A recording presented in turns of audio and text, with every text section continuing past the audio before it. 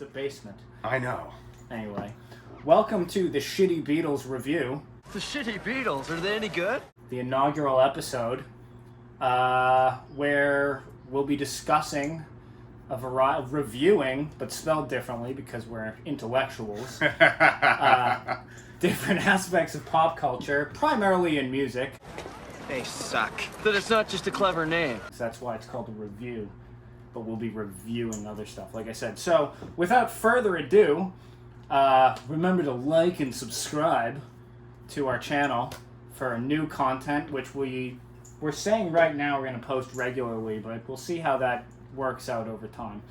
But you can also find us on Instagram at the Shitty Beatles without the I, or you can email us hate mail and tell us how fucking stupid we are at theshittybeatles69@gmail.com. There's not an I in it because you can't say swears for some reason. Swears are still like a bad thing. You can fucking do any other terrible thing in the world, but swears are still bad. So we took the I out of the title. Anyways, our first topic. Let me introduce the host. Sorry, my name's Craig, and like I said, I used to work in the live music industry, and now I don't do shit, pretty much. And with me, as always, is Colin, the guitarist, lead singer, and brainchild of Minx. And what's the Instagram handle? Minx Rocks _52. That's right. So follow that. Follow the Shitty Beatles. Like and subscribe. I don't know. I've never done a YouTube channel before, so I think you just have to say that shit a bunch of times. We haven't quite come up with like personalities or alter egos or anything yet, but we'll get there. Like Ninja. From Die Antwoord? No, Ninja, the YouTube, the famous YouTuber. Oh, I don't know. You don't know who Ninja is? No, I thought you were talking about the South African rapper guy. This is the best right now. All right. Anyways, we'll get to stuff like that later. But we decided for today, for our first review, we'd stick to. There's going to be so much cynicism and negativity coming up on this whole channel if you decide to stick around, which we wouldn't blame you if you didn't. Yeah. There'll be plenty of that, but today we decided to stick with something positive that also fits our strong suit. So we're going with, and I just erased some of the thing by touching it, the greatest metal bands of the 80s, the top 10. That's what we'll be reviewing today because we're millennials and millennials like lists. And they like the 80s. They do. It's retro. I think they like retro 90s nostalgia more. Yeah, now. Now. Yeah, and then pretty soon it'll be like early 2000s nostalgia. Is Wayne Brady gonna have to choke a bitch? Set your expectations low. So anyways, let's get started with the greatest metal bands of the 80s. And where do we begin on such a list? Because, and first of all, how do we define metal? Okay, so that's the thing that I think we kind of disagreed a little bit on, and that'll kind of create the tete-a-tete that we're about to embark on, because I personally, when I think of 80s metal, especially if we only have 10 slots, and you got to think about how many lists like this there are, so I think that there are some bands that deserve to be discussed more than, say, the obligatory mentions. Not that those aren't awesome. So I personally had the inclination to go more towards the out-and-out metal bands, not necessarily possibly riding the fence of hard rock, although there are definitely some in there that still do, but crossovers. Yeah, but so, like trying to keep the crossovers to a minimum, and also just in the interest of mentioning people who don't get mentioned enough, trying to keep it about bands, hard and fast bands, and not solo projects. All right. Well, I know that we had a point of contention in the pre-show exchange. We have a very advanced production thing that goes into setting these episodes up. Yes, that's a table read, if you will. Yes, as I cover my mouth as I talk. But so to differentiate metal from hard rock, what would that, like, what is the dividing line? If I really had to make it as simple as possible, I would say that the biggest one is probably minor tonality. and some sort of a neoclassical aspect. Okay, but that's not like... Not blues based, but more neoclassical minor tonality. So that would disclude somebody like, say, Guns N' Roses. Well, yeah. I mean, My Michelle is a minor key, but it would. Amazing song. Incredible. One of their best. Yeah. But that's one of the things. The other thing, one of the more overt things, is guitar tone and vocal execution, I guess, if you will. Alright, so we're making a distinction between sort of like the hard rock bands, the Cults, the Rats, the Motley Crues. Yeah, a lot of the Sunset Strip bands that played sort of like pseudo AC/DC type chord progressions just... Alright, we're leaving them off the list. For me personally, sounds more like hard rock than where do we want to start this list at? My number 10, personally, all things considered, and as metal as you like, I've said Merciful Fate. Okay, definitely has to be on the list. Which, for those of you who may not be familiar with, it is the band that the legendary King Diamond was in before he was solo King Diamond. So, Merciful Fate is your number 10. Yeah. I'm going to throw out Anthrax. Where do they go? Where are they on your list? I had Anthrax at number 7. What do you have for another band? So give me your 9 now. My 9 was Death. Death? Because of... I love the music. That's obviously a given, but just the creativity that Chuck Schuldiner sort of exhibited, the eclectic nature of their progressing through albums, the fact that I say they, but it's really he, who just refused to be really bound by any principles, and they just kept reinventing stuff and kept just coming out with killer stuff. But of course, I mean, none of that matters if the stuff sonically doesn't sound good.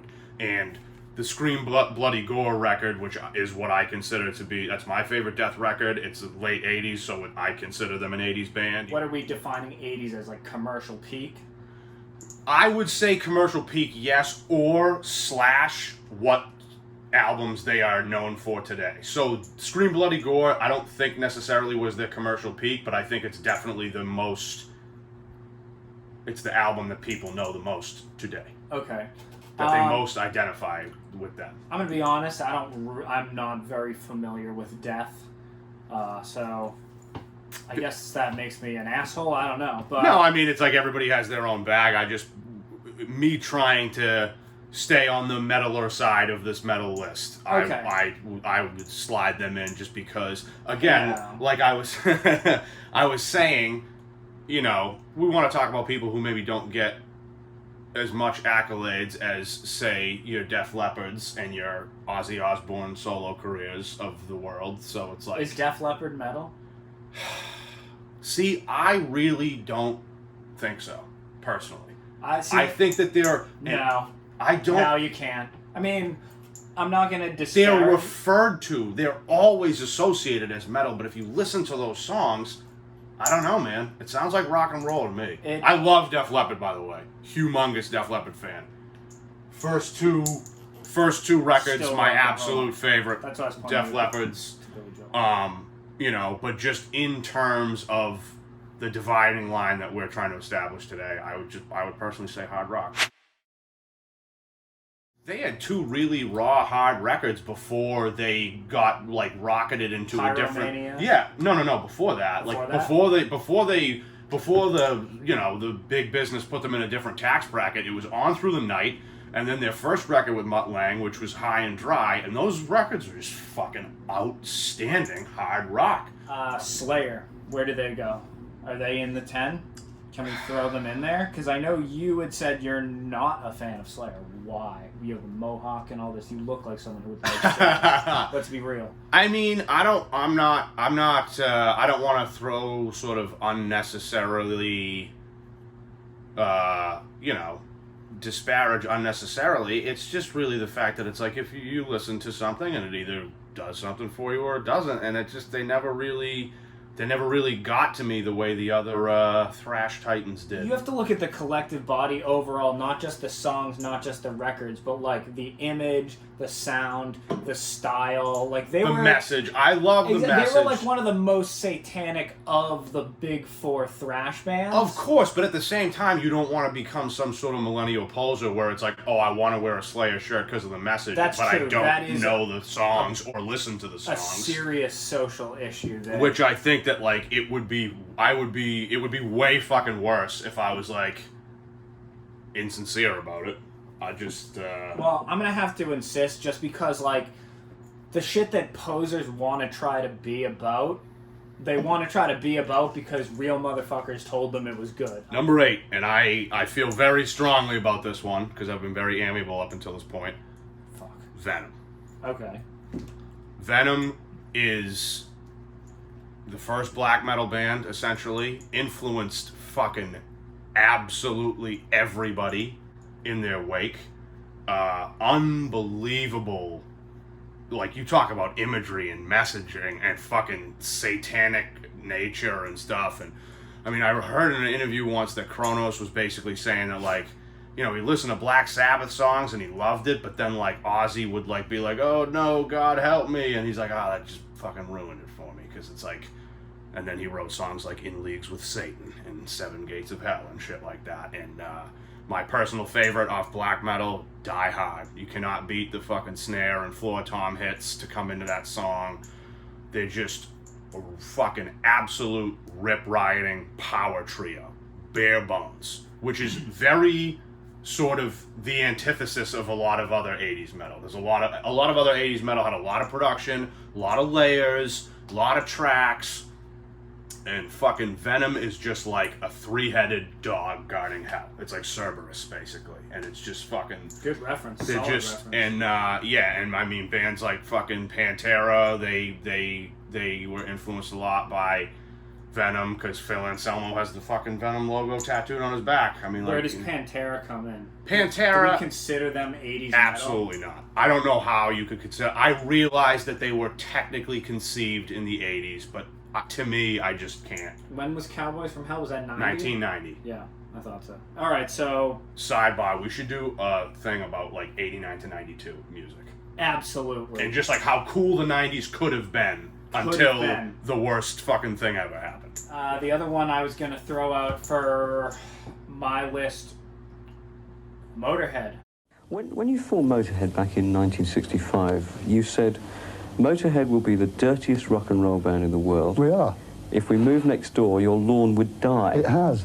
I will say, another band that you could certainly make the argument is rock and roll instead of metal. Hear me out. Only because Lemmy himself referred to Motorhead as rock and roll. And, you know, I mean, like, you kind of have to take a man like that at his word.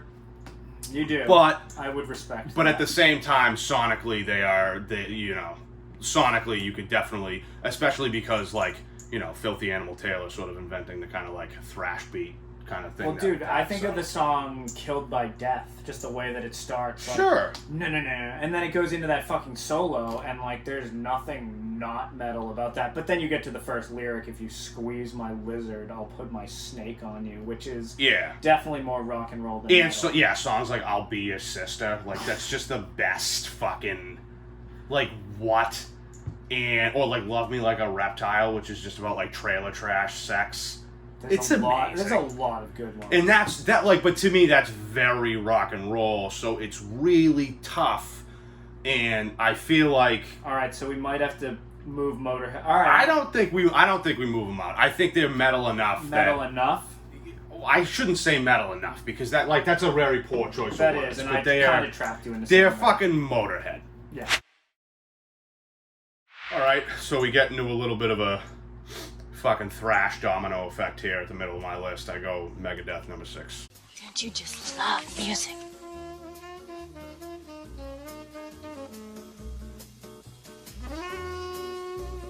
Do you have any Megadeth? Okay, that's fair. I mean, they have to be... I feel like they would definitely have to be on a top 10 list, somewhere in the middle, because they're definitely not, like, I wouldn't consider them like the top tier, but they aren't like trash. I think they are top tier. I just think that there happens to be a couple other, like, uber top tier. Like, I can't say that Megadeth is, like, belongs at the middle of a list. It just so happens that there is just colossal fucking acts that are just, you know, I would personally have a little higher. But I love Megadeth. I listen to them. But again, though, Megadeth is definitely an 80s band because they're one of the big four.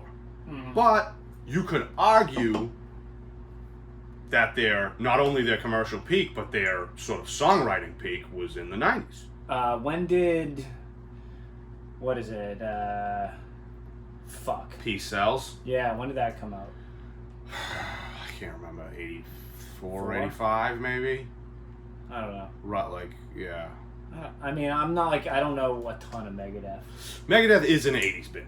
I'm trying to think of other, like, metal bands that I would throw out for, like... So... Honorable mentions? Or... Honorable mentions? Well, I mean, this is where I think you have to get into, like, early 80s Sunset Strip. Like, was that metal? Like, that, again, walked a line where, like, for example, Motley Crue. Well, and of course, I mean, I hate to... Specifically Shout at the Devil. I mean, I feel like Too Fast for Love, they were definitely trying to basically rip off Thin Lizzy and the New York Dolls. Yeah. So, which is not metal. But they have, that's true, they have a metal look. They have a, but, you know, I don't know, man, it's tough. It's tough to call them outright metal. I mean, I'm only just bringing it up because you also have, like, the other ones from that era, Dokken. Dokken is one of the only Sunset Strip bands that I would personally say is a definitive metal band. What about Wasp? Oh, shit. What about Twisted Sister? Twisted Sister is not a Sunset Strip band. No, and but... I think Twisted Sister's rock and roll. Alright, you can't stop rock and roll, like that fucking kind of flagship message. Like, no, that's you're a right. rock and roll. No, you're band. right. You're right. And Dee Snider is as rock and roll as it comes. Yeah, you're totally right. And, you know, so it's like, I hope there's no Twisted Sister fans that would think it's a slight to not put them on this list, because I fucking absolutely love Twisted Sister, but I mean, I'm a rock and roll musician, I'd like to claim them as one of my own. That is a rock and roll band. Well, like Dee Snider would say, if it isn't metal, it's crap, or something like that. Yeah, I guess, but that was all, you gotta think about the time, and there was sort of like, you know, it's like, you know, going with the sort of tribe, because it was like the metal, it's like they all referred to themselves as metal, because it was a tribal fucking thing, and it was... Quiet Riot. Yeah, I mean, I don't know, I guess that's metal? So do we put a Wasp or a Dokken? I don't think Wasp is. I think Wasp is fuck like a beast. But it's just out and out riff rock. It's just riffs. Right. You know, like I don't know. I mean, I know. So Dokken. Because it's like, of course, like you got Blackie Lawless doing the sort of the horror rock aspect thing that kind of comes off as metal, but at the same time, it's like Alice Cooper did that, and Alice Cooper's not metal. No. So it's like you kind of.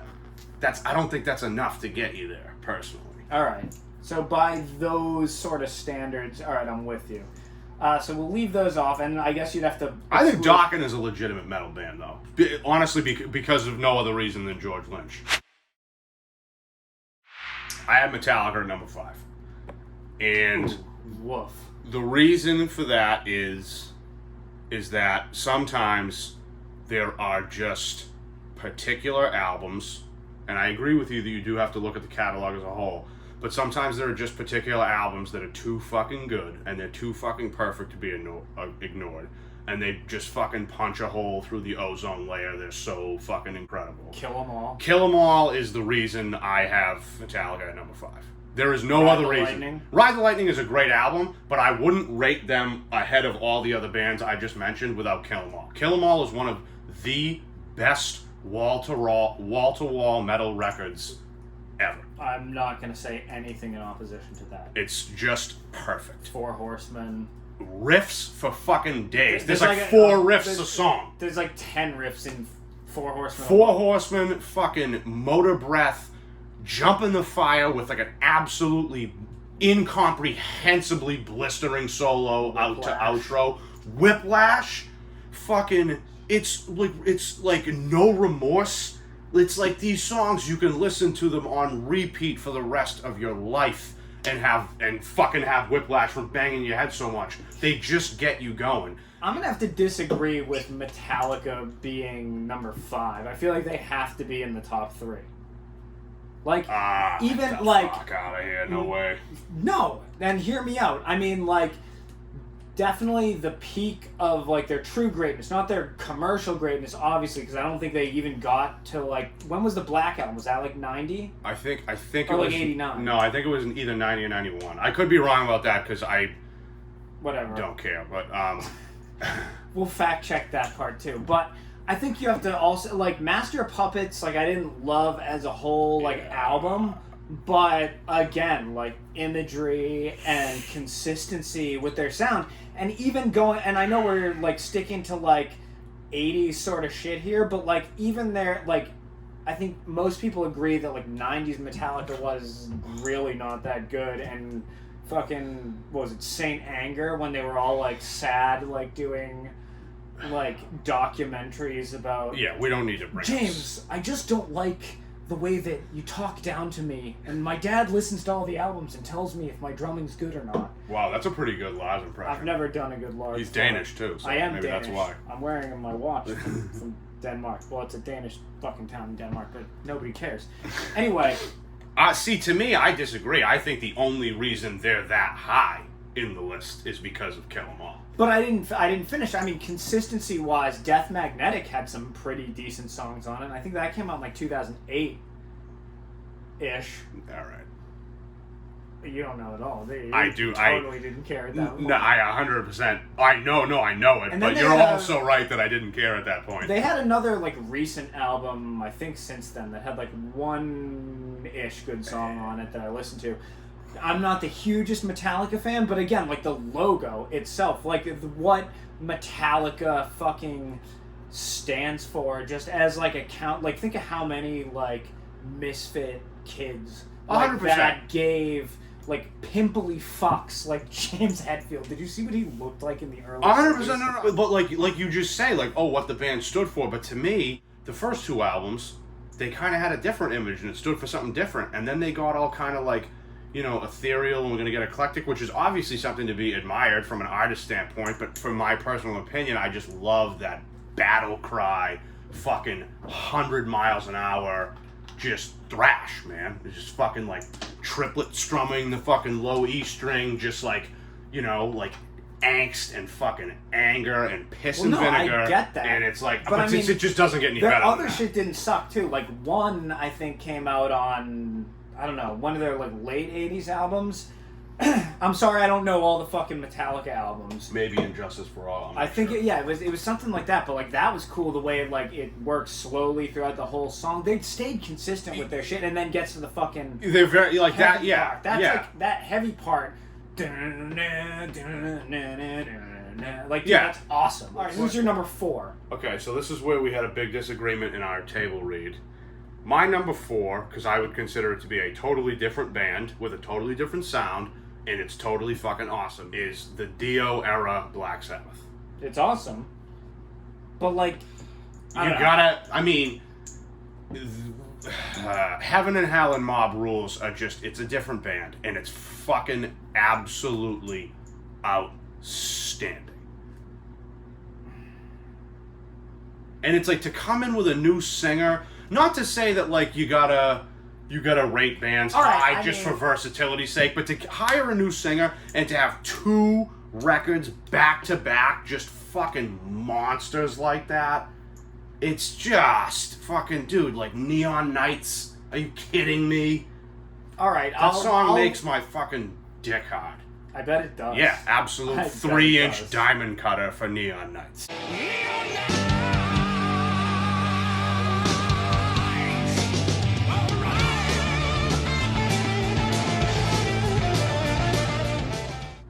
All right, I'll allow for Dio era Black Sabbath. It's just gotta. I didn't know that's what. I forgot that that's the one that you were gonna say. I thought you were gonna say something else. 3, I have Iron Maiden. Okay. 2. Motorhead. I thought we weren't putting Motorhead on the metal list. No, we agreed that we had to. Look at the out list and look where Motorhead is. You made such an argument on it. Look at the thing, dude. Like, you fucking... I said we have to because you just got to bow down to the gods. You're like, yeah, you're right. Yeah, I said you're right, but like you should have told me they were number 2 on your fucking list. Whatever, it doesn't. I gotta say that Iron Maiden's got to be number 2. Iron Maiden has got to be number 2 metal over Motorhead. Yes, and hear me out, and this is why. Don't fucking be like that, dude. Consistency, record after record. How many fucking awesome? Dude, Motorhead has plenty of consistency. Motorhead had plenty of consistency, The but one Iron thing Maiden I had would- more great records. The one you can't thing- even say that they didn't. You can't even say that they didn't. Somewhere in Time, Power Slave, Eddie. You don't have fucking an icon. I mean, you have Lemmy, but like The War Pig, dude. the War Pig. But dude, Eddie is much more iconic amongst metal fans than the War Pig. Fucking dude. Dude, people know fucking Eddie more than they know The one thing the War Pig. The one thing I would say tilting it in Iron Maiden's direction is the fucking Paul Di'Anno years. I definitely would say that would tilt it in that direction. Dude, so fucking underrated. Man on the Edge is actually a really good It's like song, though. half punk rock, half true. fucking metal, way before crossover thrash was a thing. They had these black and white, sort of like streetwise, snarly videos. They were so fucking like badass, but it had like such a definitively English edge. Killers. Yeah, and fucking songs about like Bela Lugosi movies and shit. It was Eddie's so, sick with like the blood. it was iconic. so fucking cool, dude. Like the Di'Anno years were amazing. Fucking Murders in the Rue Morgue, fucking Wrathchild, Running Free. The appeal that they continue to have. Like, dude, Rock in Rio in 2001, the fucking crowd in Well, that, just the like, fact- Motorhead could not have commanded a crowd like that in 2001. They just fucking couldn't have. Yeah, I guess, but just I guess. whatever. But but the other thing too, though, is like a band that has been that successful with virtually no radio play. Well, I mean, Motorhead didn't have any either.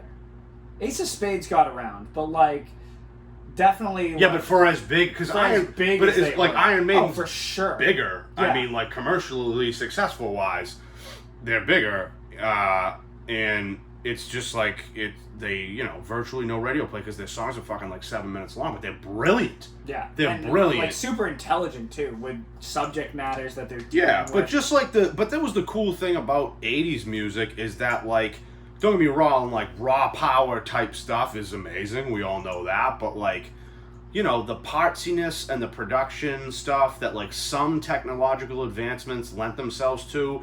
And, when you're talking about these bands, you gotta mention fucking Martin Birch, man. He produced like 3/4 of these bands' fucking records. The producers are always, like, the underrated aspects. And Martin Birch is like the dude. He produced a lot of Rainbow records in the 70s, produced a ton of Iron Maiden records, both of the Dio era Sabbath records. Fucking, like, he's got a bunch of other eclectic stuff to his name too. But the stuff under Martin Birch, man, it had amazing instrumentation, amazing arrangements, like time signature changes, tacits, formatas, fucking, like, all sorts of stuff, like crazy layers, crazy arrangements, and then like part reassignment where it's like you're gonna use a down chorus as a bridge and then go into a full chorus, or you're gonna do like a crazy time signature change into a solo section, or use, like a fucking intro as like your bridge later. Oh, just like, I hate to use the word sophisticated because that makes it sound less cool, but yeah, exactly. Pinkies up for sophisticated production value. Cheers. Just stuff that was like basically like brilliant composer level rock and roll or metal, excuse me. For sure. But so yeah, so I mean, Iron you Maiden can't even had question all the that. metal of Iron Maiden. You absolutely I think cannot. again, the Steve Harris, like the triplets and the bass lines, Nico McBrain, the drummer. Yeah. Dude, like underrated. One of like the underrated. Super underrated. Like, Steve metal Harris. drummers. And Steve Harris played, like, he did, you know, something that had been considered to be sort of, like, blasphemous amongst bass players, which was fucking play riffs, like, way up here. I mean, I know Tom Hamilton did Sweet Emotion there or whatever. Like, it's cool as, like, an affect, but, like, a lot of people didn't consider it to be, you know. But, like, he does, like, that fucking Number of the Beast breakdown, like, way up the neck, and it's just the coolest fucking thing I've ever heard. So awesome. It's amazing. We're in agreement then, because there's one glaring omission that we haven't brought up, and I think it's And time we to only have take one slot left. the ideas board and put it over here, and now start working back. The greatest fucking metal band of the 80s. And perhaps of all time.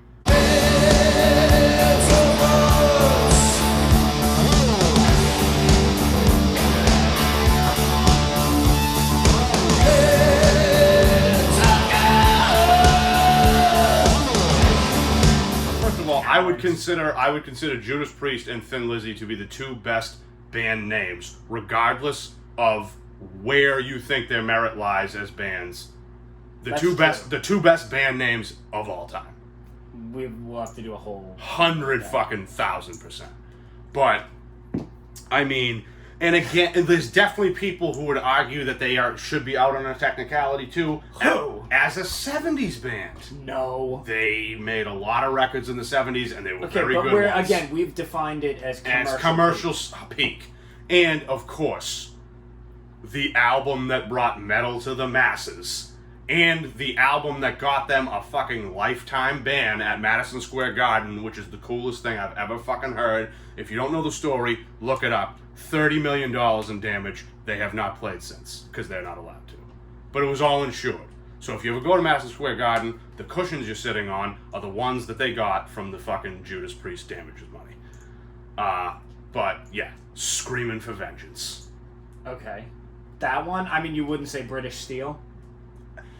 British Steel is incredible. British Steel is... Metal Gods. Metal Gods, fucking Grinder. Looking for... Dude, like, it's an incredible record, but... United.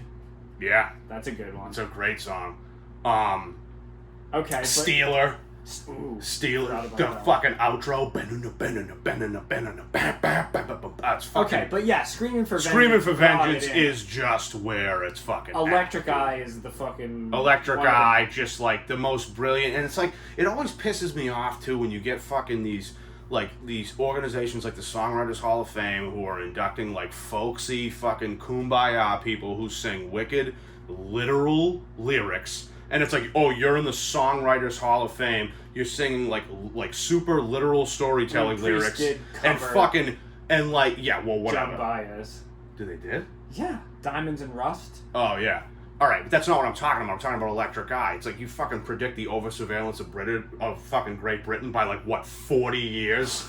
And you're not in the Songwriters Hall of Fame? Are you fucking fisting me? Rob Halford is one of the most brilliant lyricists of all time. He is probably, arguably, the second or third best frontman in fucking rock and roll history. In the whole umbrella, not just metal. I would definitely agree with the that. best metal frontman of all time. No, Bruce Dickinson. What? Bruce Dickinson. Fuck right off with that. Abso-fucking-lutely It's like not. 1 and 1A. No way. No? No. Not more than Halford, dude. Halford is it. I love Bruce Dickinson. Bruce Dickinson's amazing. And Bruce Dickinson's more agile and athletic on stage, Exactly. which is very exciting, sure. But if you look at them at their height, I heard a review of them one time. Their height, like when? Like Screaming for Vengeance? Even after Screaming for Vengeance, when it's like, okay, maybe the albums weren't as good as Screaming for Vengeance was, the live shows still were. Like, the tours were still incredible. And I have always maintained that my favorite fucking live performance that I've ever heard on recording, obviously I'm not old enough to have been there, which fucking blows, is on the Turbo tour. Yeah. And, you know, that's a very polarizing record amongst Priest fans, but I love it. But I liked it. I thought it was good. I mean, it had... I mean, Turbo, the solo in that. Turbo Lover is amazing. And if you're going to have synths in your songs, make them sound as sinister as they sound in Turbo Lover. They do. And for one of the, I mean, this was going back to the Painkiller album, which was 1990. They had, Touch of Evil had the synths on that. That sounded like you were going into a haunted house, like, dude. Yeah, that's absolutely incredible. So we have Priest clearly number one on fucking songs, by a head and albums, performance, stage, image, like, stage and not even just tangible performance, stage presence separate as an X factor. Like, they come out and it's fucking Priest. KK quit, and so did Glenn Tipton. KK says he didn't quit. Wow, what the fuck? Whoever knows the truth to shit Whatever. like that. We just have Glenn to bring Tipton retired because of early Yes. onset dementia, which is not. But he still works with the band. Yeah. Which is great, because he's fucking awesome. Glenn Tipton is the absolute Amazing. shit. Like, And so, the resident fucking lady killer in that band. YouTube, after you watch this on YouTube, Heavy Metal Parking Lot. do you think... Yes, also, Heavy Metal Park. Best 15 minutes you'll ever spend in your life. For sure. Except for this 15 Do you think there was anything about the fact that Rob Halford was a closeted gay man in the 80s that contributed to to their sound? awesomeness. Somebody who I respect very much told me this, so these are not my words of insight, but somebody else explained it like this, but it made a lot of sense, and it was like very, very articulate way to describe it, is that when you have a band that breaks and makes it big, a lot of the time the hunger and the tenacity kind of wanes. So after they're successful, their stuff kind of starts to suck. But if you have somebody who has a secret like that, where if at the time that they are becoming successful, it may not be the most publicity-friendly type of a secret. Like, obviously... Yeah, because Bowie, like, came out and said he was, like, bisexual, but then walked it back because of, like, the negative press reaction. Exactly. So the fact that guys had to kind of hide their sexuality, and girls too, just whatever. Anyway, anybody who's desired sex with the same sex had to hide their sexuality back in the day. What it did, as sort of, I guess you could call it a silver lining, is it made, like, the struggle's never over. So the hunger's never gone. Yeah. So even after they were commercially successful, he still was fighting his fight. And you could say the same thing for Freddie Mercury, you could say the same thing for Elton John. It's like just one fucking absolute monster album after another. It's like 18 great albums in one fucking career, you know what I mean? Okay, so we have Priest up there as number one, the irrefutable number one metal band. Absolutely undisputed. Alright, so what do we have as number two? Because you had... I say we gotta do Iron Maiden number two. Well, I mean, just for out and out metal's sake, I will concede. Okay. That. Number three? I mean, number three, I would say, is Motorhead. Well, what about Metallica? And who? You couldn't. Metallica wouldn't want you to rate Metallica over Motorhead. I don't know. Again, consistency and length of career. Dude, Motorhead was making albums from 1975 up to fucking well into the 90s. I'm not disputing, like, Motorhead. I mean, they made records after that, too, but I'm talking, like, bangers. Like, 1916 came out in 1991. I'm So Bad, Baby, I Don't Care. The fucking... But I think Metallica had more bangers. Like, albums. Commercially. Yeah, which and means we're defining fuck commercial. all. I know it means fuck all, but, like, it kind of means something. I don't know. And especially if it's greatest metal bands of the 80s, what do you give a fuck about what they were doing in the 90s?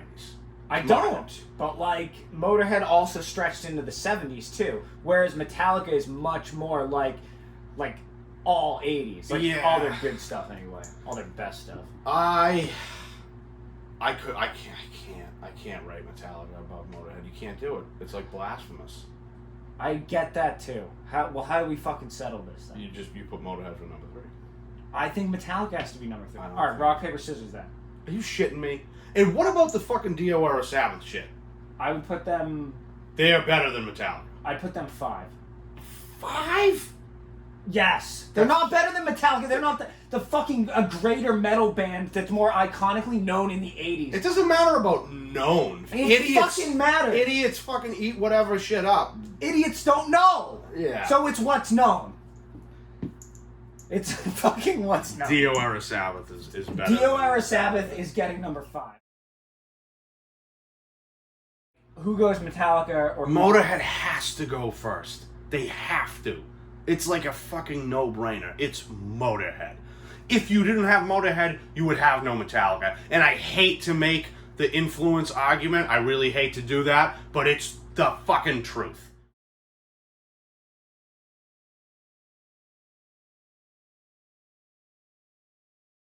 And who do we else have on the fucking... I have Megadeth at 6. Okay, who would I put ahead of them as far as, like, anything else? Megadeth is...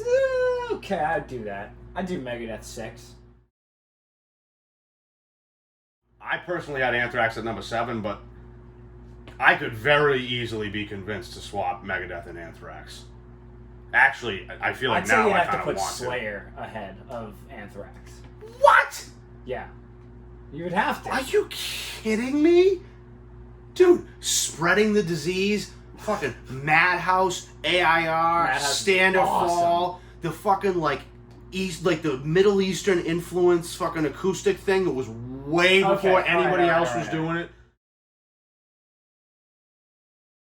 I'm putting Slayer here. Ah, you're a dick. I don't give a fuck what you say.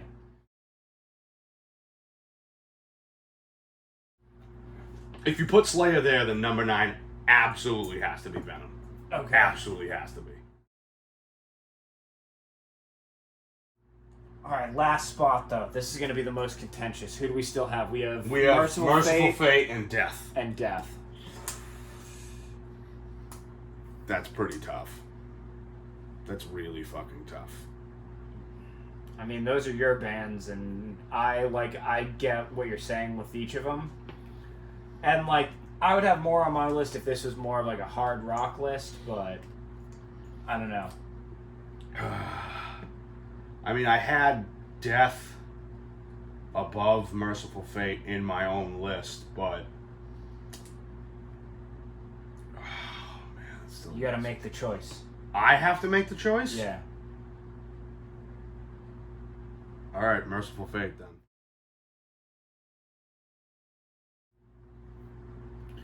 The 10 greatest metal bands of the 80s are: number 10, Merciful Fate. Number 9, Venom. Number 8, Slayer. Number 9, 7. Anthrax. Number 6, Megadeth. Would you like to take the top 5? Coming in at number 5, Dio Era Black Sabbath. Number 4, Metallica, namely for Kill 'Em All and Ride the Lightning. Number 3, Motorhead. Number 2, Iron Maiden. And number 1, the metal gods, Judas Priest. Judas motherfucking Priest.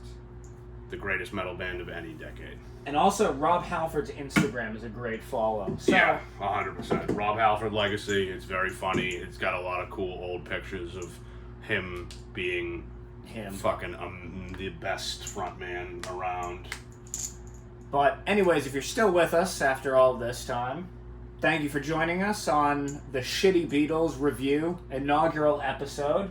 Make sure to like and subscribe and tell all your friends. And stay safe. Anything? Do you have anything to add? No. Okay. Bye.